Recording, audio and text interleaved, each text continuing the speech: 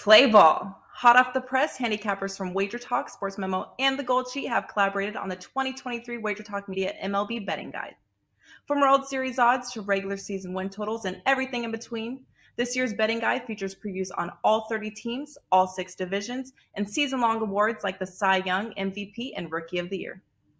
Each preview contains key roster acquisitions and departures to help you get up to speed before opening day.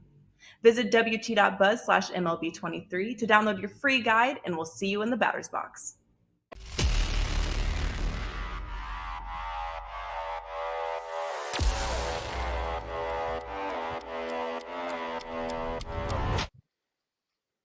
Welcome to the NBA Triple Double Show powered by SportsMemo. I'm your host, Ronald Cabang, also known as UCapper on SportsMemo.com, at UCapper Sports on Twitter. I'll be joined by Moneyline Matt and Jeff Michaels to break down the 2 games that we have going on tonight in the NBA playoffs. The second round is here, guys.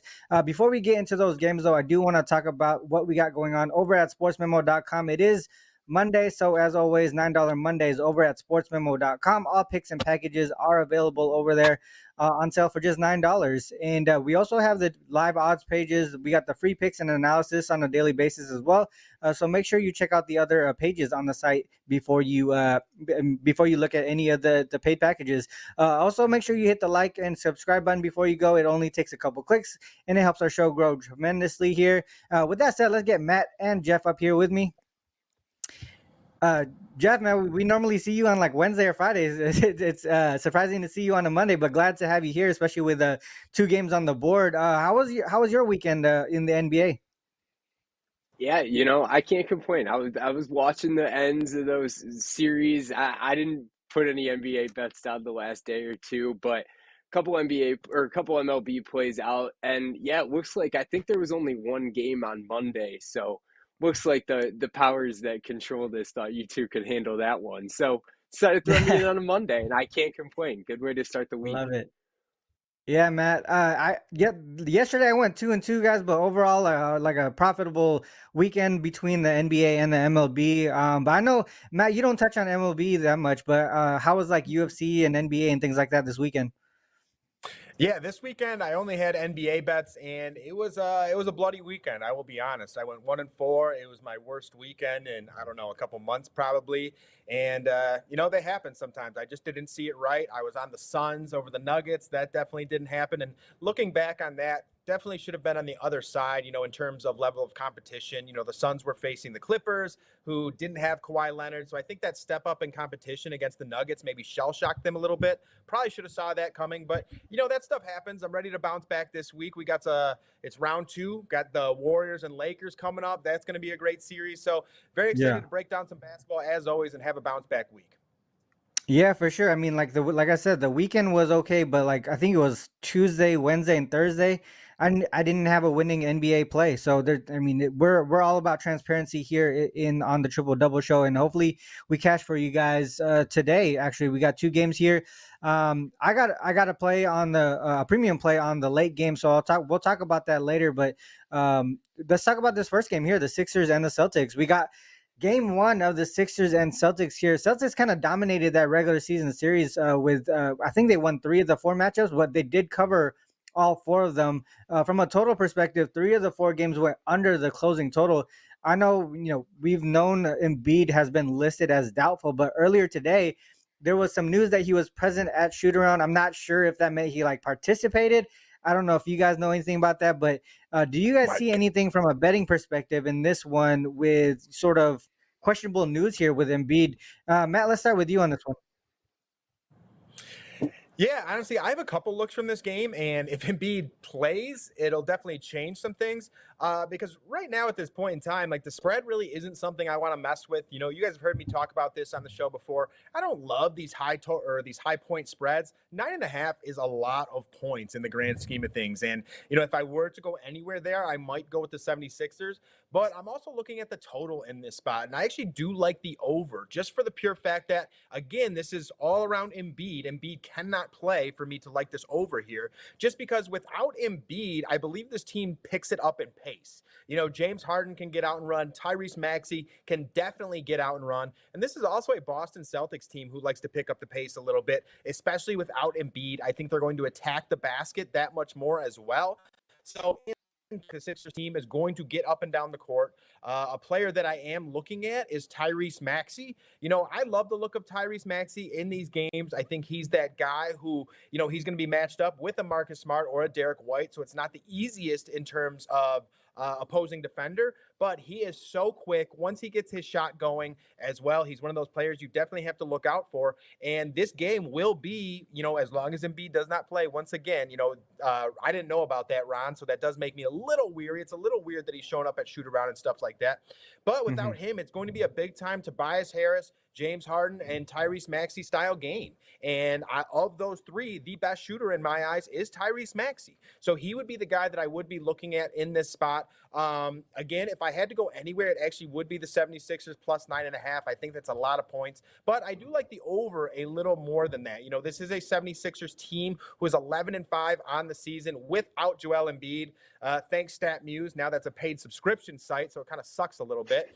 But again, they're 11-5 on the year. So for me, it would be the 76ers with the points, but I like that total a little bit better. And if you're looking at a player prop, check out Tyrese Maxey. What was the number you said for Maxey on the points or the points? I was just looking at that. 23.5. So they expect him to go off tonight. It's gotcha. He's So I'm looking higher, but he's earned those numbers. He's been very consistent. He's been very aggressive. You can definitely see him getting at least around 15 shots here. And you know, in terms of Harden or Tobias, those guys sometimes do take those nights where they don't shoot as much. You don't really see that with Maxey. So, when you're taking those higher point player props, you want volume. Volume is the thing to look for there. And that's what Tyrese Maxey definitely has. Yeah, so I'm looking at the last 10 games for Maxey without Embiid, and he's gone over that 23.5 in 8 of the 10 games. So if Embiid does not play tonight, that's definitely the way to look as far as prop plays. Let's go to Jeff here. What are your thoughts on this one, Jeff? Yeah, two things stood out to me. I was hesitant looking at this line too, but you look at those numbers that Matt actually gave you on the Embiid stats playing without Embiid. Philly is 11-1 against the spread this year on the road without Embiid. They've covered 7 straight as an underdog without Embiid, and they've covered 7 straight in general without Embiid, 5 of which were as an underdog. So, I don't anticipate Philly to come out and win this game, to be honest, but laying so many points, the last I saw was 10. I heard Matt say 9.5. So, we're sitting right around that 9.5, 10 point number. But these books are undervaluing what Philly has. I think you put this kind of season that Embiid had, and the books are almost giving him value of an MVP. And I'm not, taking away from anything that he's done this year, but, there are other parts to that team too that can obviously score. But for the long term, it is a little concerning to me, the fact that Philly hasn't played a game since April 22nd. So they're either going to be very fortunate with the Embiid situation that they had such a long break, or Embiid's going to miss longer than one game. And this is, going to be a bigger deal because he's already had, 8 days to recover in April that they didn't play a game. And he still isn't healthy enough to play in game 1. And the other thing that stood out to me was Boston in revenge situations. 6-16, revenging a loss. 3-13 against this year, revenging a same season loss, and they're 0-7 at home, revenging a road loss. So they did lose to Philly in the last game. I know this is a different environment, a different situation, but if Philly can play physically, I think they can make up for the Embiid missing, or Embiid not being there, solely because, Boston's a dominant team. Boston's an impressive team, but, even their center, even in Robert Williams, you're not looking at a guy really constantly playing that's over 6'10". So, outside of Al Horford, but you're not getting beaten with size there. So if you can match them in physicality, which, again, I'm not entirely sure if they can to win the game outright, but I do think that they match them enough to cover, almost a double-digit spread here tonight. So I do like Philly. Yeah, that line did actually touch double digits last night. And when I was doing my analysis and breakdown on this game, that's kind of what I was looking at that double digit line. So, if looking at a long term league wide trend that I found since 2016, the NBA playoffs, double digit favorites in round two or later, 15-2 straight up, but 6-10 against the spread. And that kind of goes to your point, Jeff, that there's a situation where Boston can win the game, but Philly cover that large spread there.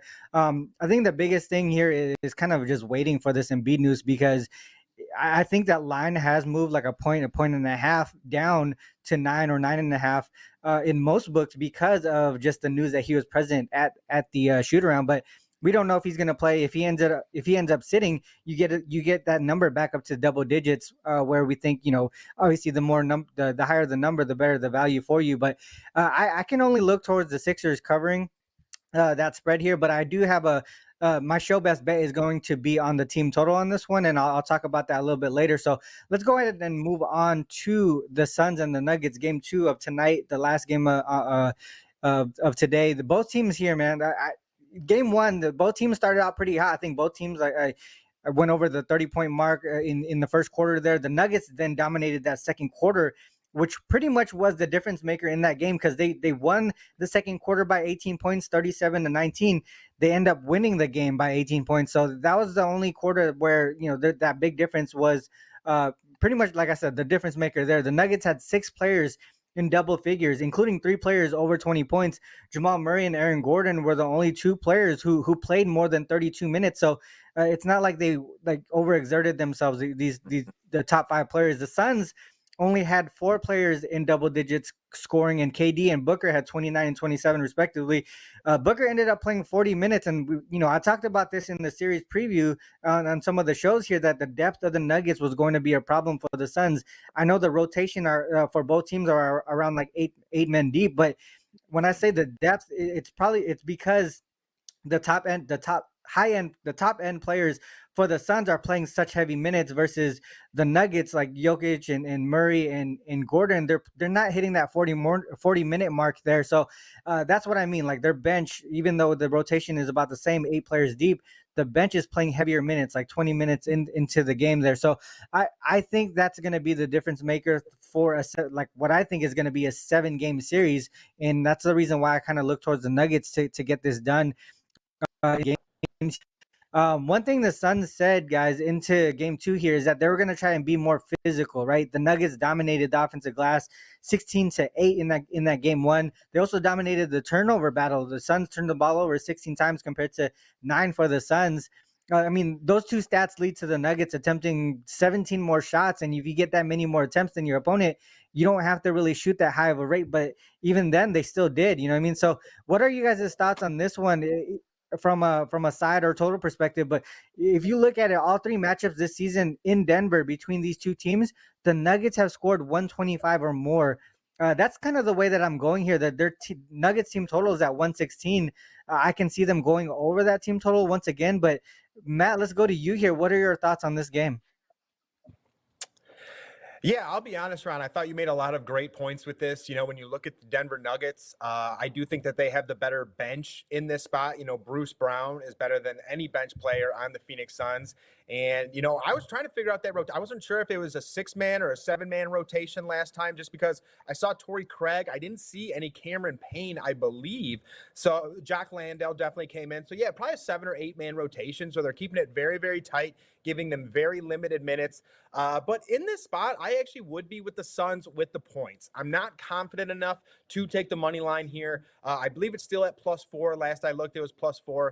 And I do look at this a little bit like the last series with the Clippers. The Clippers came in, won game 1, surprised the Suns a little bit. And kind of to my point earlier, what I talked about, I think this Suns team may have been a little bit shell-shocked when they first faced this Denver Nuggets team, just for the fact that they were playing a Clippers team that was far easier to score on. They were far easier to defend, stuff like that. It was going to be a far faster pace, things of that nature, especially without Kawhi Leonard, because that Clippers team had to pick up the pace to get that game going and try and compete. But But with this Denver Nuggets team, it's a little bit different because their starting lineup is just as good as that Phoenix Suns starting lineup. And, the more I watch this Phoenix Suns team, the more I feel like they actually mimic that Brooklyn Nets team that was losing in the playoffs year after year. And I say that just because these two lineups are so top heavy. I originally went Suns in this series. I'm going to stick with that for the time being because I do think they can bounce back. I do think Kevin Durant and Devin Booker are the two best players in this series. I do think that when it comes down to it, they'll be able to score more than Jokic. But with that being said, I'm not confident enough to take the money line here. I am going to be with the points. My best bet is going to be a player prop from this game as well. And I do think, to your point, Ron, this is going to be a game where both teams get out and run. This Denver Nuggets team has one of the best starting units in all of basketball. Michael Porter Jr. hasn't played well, and I think 3 games in a row. Wouldn't be shocking to me if he goes out and gets his typical 15, 20 points in this spot. He is a streaky guy, so if he can come out and hit those first couple baskets, then I think he's going to get going for sure. But some other guys that I expect big games from are Kevin Durant, are Devin Booker. I'm going to wait to get into that for my best bet. But for me, I am definitely looking at the Suns with the points here, with the +4. I think that could be too much here. And one thing that we've seen in this playoffs is, typically, you look at even the Warriors-Kings series, first game, or the Kings sweep at home. They win the first one. They blow out the Warriors. The next one, really close game. Same thing with the Warriors. First game, they blow the Kings out. Second game, very close. Kings almost take it. So this is one of those spots where I do expect the Suns to step up. I expect them to compete here. I expect this to be a closer game. And I wouldn't be shocked at all if the Suns do get this one. But all in all, I'm going to be with the Suns +4. Yeah, I mean, those are some good points there. The other thing too that you mentioned, the pace up play, expecting a pace up play in this game, in game 2 here. Well, I talked about how the Suns, spoke about wanting to be more physical. They only attempted a combined 32 free throw attempts in that game 1. So if they're going to be more physical, they're going to be, you're expecting a pace up play. It seems like the over in general might just be a good look. I mean, if they're going to be, if it's going to be a tighter game, faster pace, we might see more free throws because of the physicality that the Phoenix Suns want to go into this game with. So, man, just going while listening to you break that down, it seems like over might be the way to go there. Jeff, what are your thoughts on this one? Do you see anything from a side or total perspective? Yeah, I can't argue with that total either. I do like the other side of Matt here. I actually really like Denver, and it's close to being a legitimate premium play for me as well. I think this Denver team's come out with something to prove. I've said it before. I think that they're probably one of the most underestimated 1 seeds, at least coming out of the West, that we've seen, in the last few years, that nobody's talking about them having potential or anything of the sort. And I think one thing that we've learned from seeing all these super teams in the last, quote unquote super teams, if that's what you want to call them, in the last couple of years, is they have worked out, but they haven't worked out in the first year. All the way back to LeBron, the first one didn't work out in the first year, and we've seen it a couple of times. Kevin Durant going over. We just saw it in Brooklyn. That didn't even last a season before that one fell apart. And, experience has been a key. And while, yes, Kevin Durant has playoff experience, Devin Booker has a little bit of playoff experience too, their experience playing together is non-existent. Obviously, it's the 6 games, whatever, that we've seen, the 5 games in the first series and the game 1 in this most recent series. And I think that chip on the shoulder from Denver is gonna, along with that slight experience factor playing together, is gonna play a big role here. I mean, Matt kind of mentioned it. Bruce Brown is the only one in this series, or the only one between these two teams that is not a starter that is averaging double digits in the playoffs. So they got a double-digit scorer coming off the bench. All 5 of Denver's starters are averaging double figures. And they're 4 that, we always think about, Gordon, Porter, Murray, and Jokic, are all averaging 15-plus points, all averaging at least 7 rebounds or assists, and all shooting 40% or better from beyond the three-point arc. So they're getting it done from multiple levels. They're getting it done scoring at different, from different angles, from different aspects and different players on the field. And not to mention, you got a Phoenix team that is 0-9 in their last 9 games as an underdog, and they've only covered 1 of those there too. So I like Denver here tonight, especially at home. I do think Denver takes this series. I think Phoenix gets a win or two on their home court. But Denver playing at home here, give me Denver with this chip on their shoulder. I think they got something to prove in this series. Yeah, I mean, I think you guys are kind of convincing me to take that team total over that I was just mentioning here, or even that full game over. For the most part, it seems like Denver. I just don't know if Phoenix can stop Denver's offense at this point. And also, my top premium play is on this game here, so I won't be talking about it too much. But for the most part, I think I might actually add this team total over on the Nuggets side to my premium card. But let's actually get to that. Let's talk about our best bets for the show here and what you guys got going on over on the premium side. Matt, let's start with you.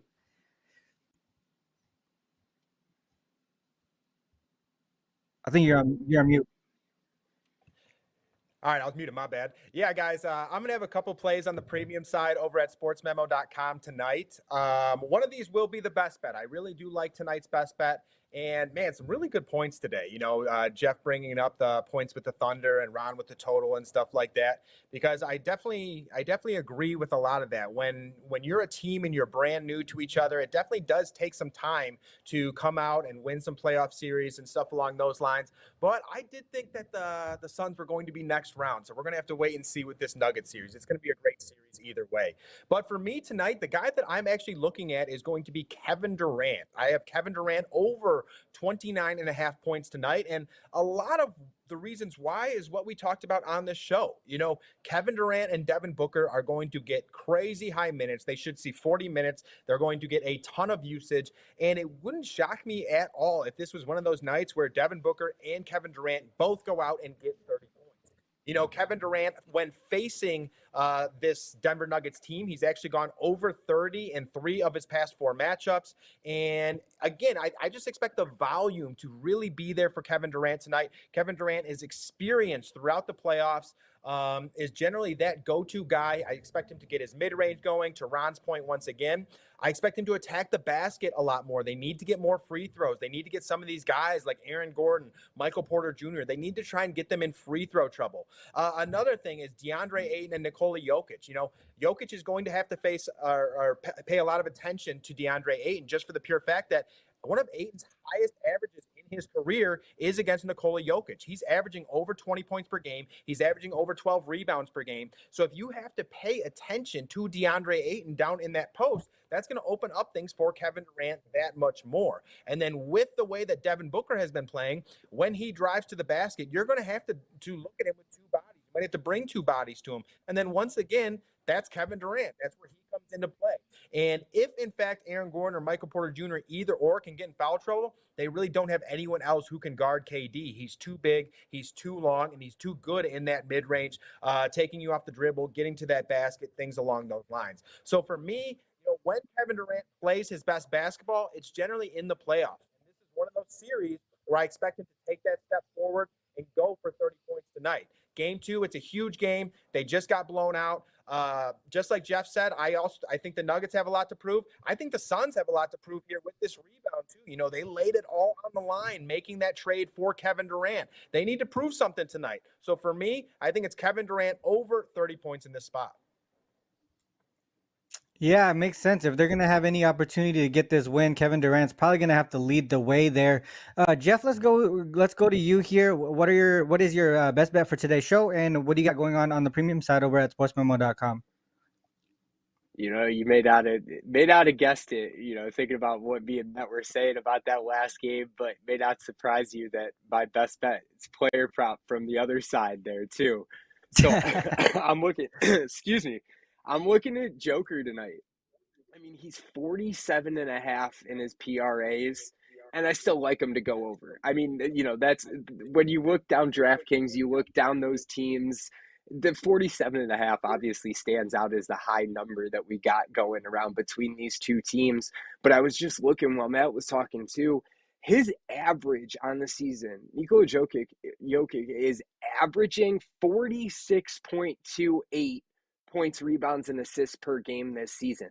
So not even in the playoff mentality that you're fighting, again, with that chip on your shoulder. Just in the regular season games, he's averaging over 46 there. And I went back and looked in his playoff history. He's gone over 50 PRAs. So not even just over this number, but at least 50 points, rebounds, and assists in 18 postseason games. That's something that players don't do 18 times in their career.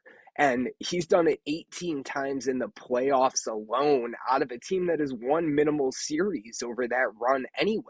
So your opportunities are limited. He's done it in 3 straight games leading up to this, 6 out of the last 9.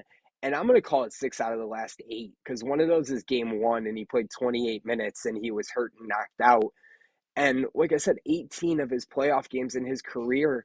And I'm looking back at what he did the first series too. I know Minnesota isn't a team that we thought was going to come out and win the championship or really even win the series.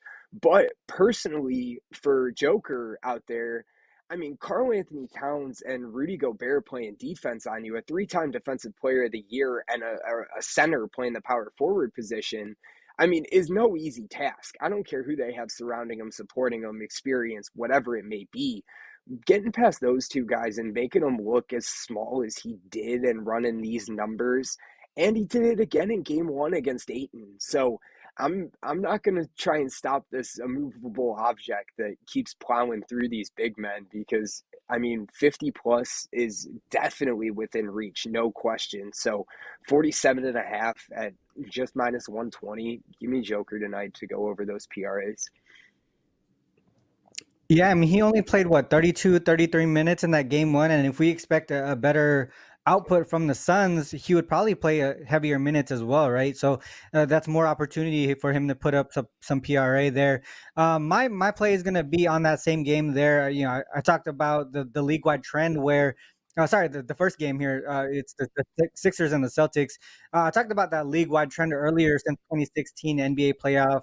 In the NBA playoffs, heavy favorites, double-digit favorites in round 2 or later are 15-2 straight up, 6-10-1 against the spread, but 12-5 to the over as well, allowing the dogs to go over their team total in 11 of those 17 games there. So that is support for the Sixers to cover the spread and the full game to go over. But I wanted to pivot off of that and really just focus on what I think the Sixers can do, because if the Sixers are without Embiid, they do play a little bit quicker. They play a quicker pace. They have more opportunities for scoring there. The other thing is, you know, I think Jeff mentioned, you know, how the Sixers do without Embiid on the court, 12-5 straight up and against the spread over this season.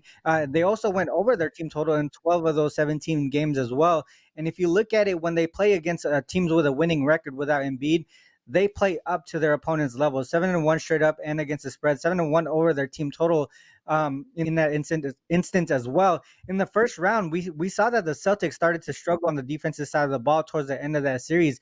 They allowed the Hawks to go over their team total in the last 4 games of that series, and each time by at least 8 points. So it's not like they're sneaking over that team total. They're allowing teams to sneak over that team total. They're going over by margin. So I would strongly lean towards the Sixers covering this large spread, but for the most part, I think I like the Sixers to go over the team total a little bit more than the spread there. And it's at 102.5, I believe.